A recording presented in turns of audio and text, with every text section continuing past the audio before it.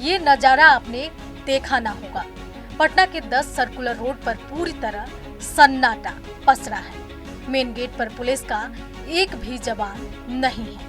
इक्का दुक्का पुलिस वाले मौजूद हैं, लेकिन आवाज से दूर सड़क पर बैरियर के पास बिहार के सबसे चर्चित सियासी पते पर पहली बार कोई पहरा नहीं है। सारे जवान आवाज छोड़कर बैरकों में चले गए हैं।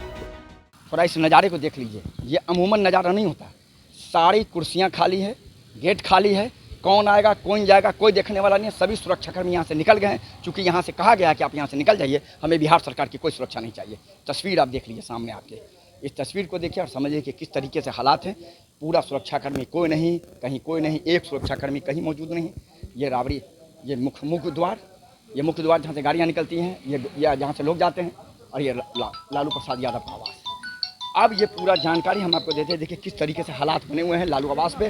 पूरी तरीके से एक भी सुरक्षा कर्मी मौजूद नहीं है।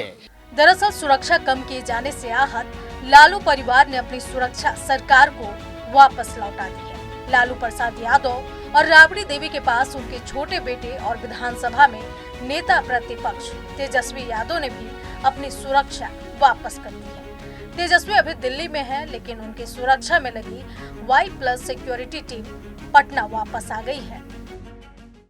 सुरक्षा में कटौती नहीं है, सुरक्षा से खिलवाड़ है। लोकतंत्र ऐसे नहीं चलता।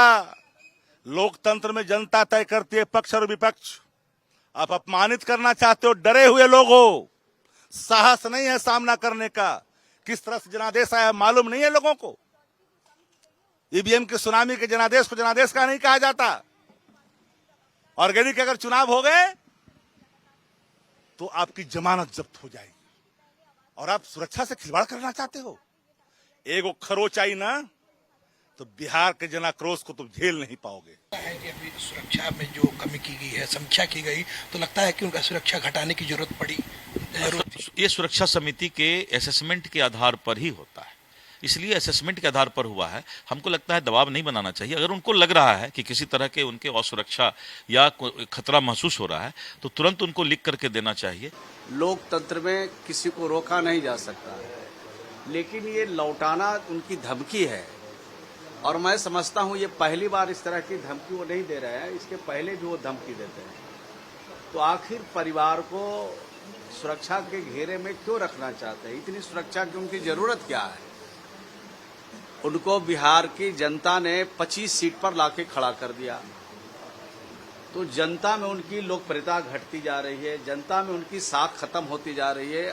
सरकार के फैसले से आहत लालू परिवार की बेटी रोहिणी आचार्य ने सोशल मीडिया पर पोस्ट कर लिखा कि पूरा बिहार देख रहा है कि कैसे बिहार की पहली महिला मुख्यमंत्री और उनके परिवार को परेशान किया जा रहा है। बिहार की जनता बदले की भावना से की गई हर कार्रवाई का मुंह तोड़ जवाब देगी। रोहिणी सिंगापुर में रहती है और बीते दिनों जब लालू प्रसाद इलाज के लिए वहां गए थे, तब रोहिणी उन्हें रोज मॉर्निंग वॉक पर ले जाती थी। पिता की सेहत का ख्याल रखने वाली बेटी की उनकी सुरक्षा के लिए चिंता के इस पोस्ट से अब ये मुद्दा राजनीति के साथ साथ भावनात्मक भी बन गया है। पार्टी के कार्यकर्ता अब 10 सर्कुलर रोड के बाहर जमा होने लगे हैं। पार्टी का कहना है कि अब कार्यकर्ता ही सुरक्षा में तैनात रहेंगे। हम लोग धरना पर नहीं बैठे, हम लोग एक महिला सिपाही बन के बैठे हैं, क्योंकि जिस तरह से सुरक्षा हटाया गया है तो हम लोग सुरक्षा के नाम पर बताना चाहते हैं, बिहार की जनता को संदेश देना चाहते हैं कि यहाँ पे सिर्फ बिहार पुलिस ही नहीं, यहाँ पे राजद महिला भी, हम महिलाएं भी एक सिपाही के तरह यहाँ पे मैडम की सुरक्षा के लिए आ चुके हैं, और यहाँ से हम लोग नहीं हटेंगे, क्योंकि लालू यादव सिंगापुर में अपनी बेटी रोहिणी के साथ गए हैं। रोहिणी के यहाँ गए हुए हैं इलाज करवाने के लिए। आप लोग जानते हैं कि किस तरह से बीमारी से ग्रस्त हैं। उसी तरह से तेजस्वी यादव यहाँ नहीं है, तो मैडम यहाँ पे अकेले अंदर में बैठी हुई है, तो हम लोग इनको अकेले नहीं छोड़ सकते हैं। इन्हीं की सुरक्षा में हम गेट पर आके तैनात। सभी लोग आएंगे। पूरे बिहार के शोषित वंचित लांछित जनता इनके साथ खड़ा है, क्योंकि सभी का लड़ाई ये लड़ रहे हैं। संविधान विरोधी ताकत को कमजोर करने का लड़ाई ये लड़ रहे हैं। ज्योतिबा फूले के रास्ता के राही हमारे आदरणीय लालू प्रसाद यादव जी हैं, और इनके संघर्ष के साथ पूरे समाज के शोषित वंचित जनता साथ है इनका, और सारे रूप बॉडीगार्ड के रूप पे है। पहले आवाज को लेकर विवाद खड़ा किया गया, और अब सुरक्षा का मुद्दा सामने लाया गया है। विपक्ष को कमजोर करना सत्ता पक्ष की रणनीति हो सकती है, लेकिन इसे नीति के तौर पर अपनाने के अपने ही खतरे हैं। आरजेडी का आरोप है कि सुरक्षा घटाने की कार्रवाई बदले की नीयत से की गई है। सरकार विपक्ष को कमजोर करने और डराने की कोशिश कर रही है। सुरक्षा के बायकॉट को आरजेडी की नई रणनीति के तौर पर देखा जा रहा है। पार्टी इसके जरिए कैडर को एकजुट रखने और उनका मनोबल ऊंचा बनाए रखने की उम्मीद कर रही है।